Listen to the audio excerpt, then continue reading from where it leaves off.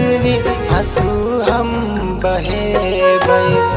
अपनाई मना के दुख जाई के सुनेबै। अपनाई मना के दुख जाई के सुनेबै।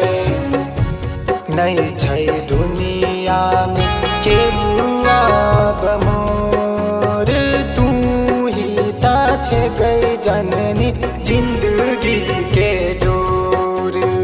तू ही ता छे गई जननी जिंदगी के डोर।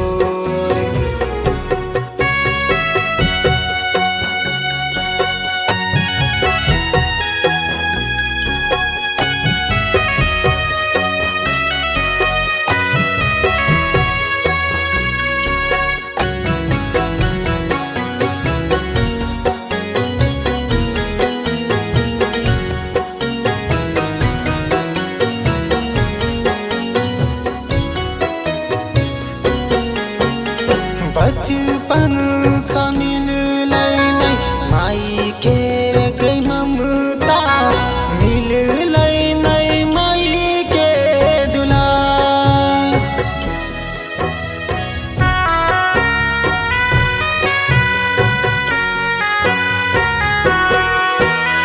बचपन सा मिललै नै माई के गई ममता, मिललै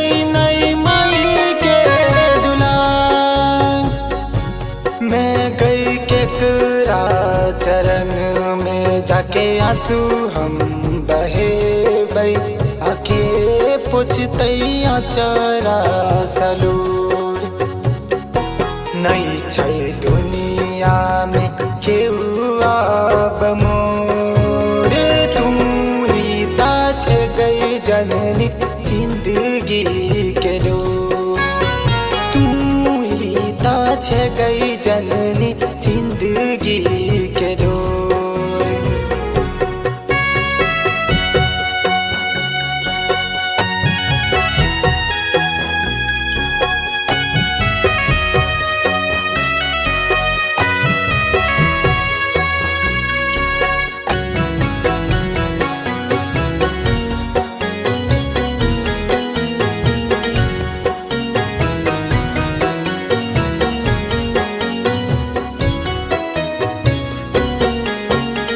बड़ दुख कटलियै जननी अब कातेक कटबै।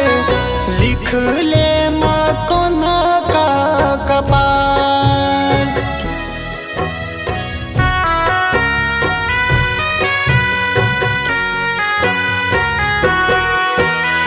बड़ दुख कटलियै जननी अब कातेक कटबै। लिख ले माँ कोना का कपार। रुसल छे हमरा सा मैया भवानी, बनै छै किएक तू कठोर।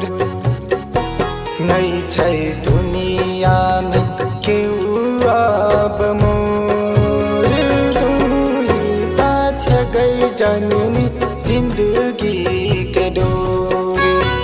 तू ही ता छे गई जननी जिंदगी